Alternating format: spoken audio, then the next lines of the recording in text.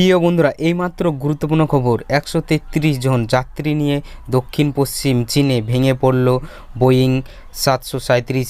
স্পষ্ট নয় হতাহতের সংখ্যা। দক্ষিণ পশ্চিমে ভেঙে পড়ল একটি বিমান।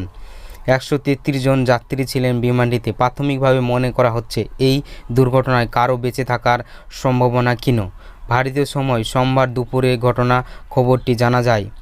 চীনের সরকারি টিভি চ্যানেলে সিসিটিভি খবরটি সম্প্রচার করে।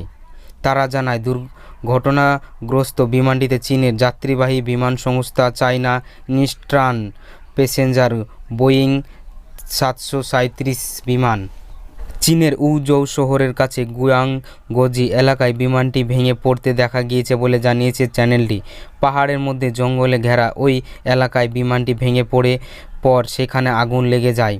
সোমবার ঘটনাস্থলে কিছু ভিডিও নেট মাধ্যমে ছড়িয়ে পড়েছে। সেগুলি সত্যতা যাচাই করেনি আনন্দবাজার। তবে এই ভিডিওগুলি প্রত্যেকটি দেখা যাচ্ছে পাহাড়ি এলাকায় থেকে বেরিয়ে আসছে গাঢ় ধোঁয়াশা।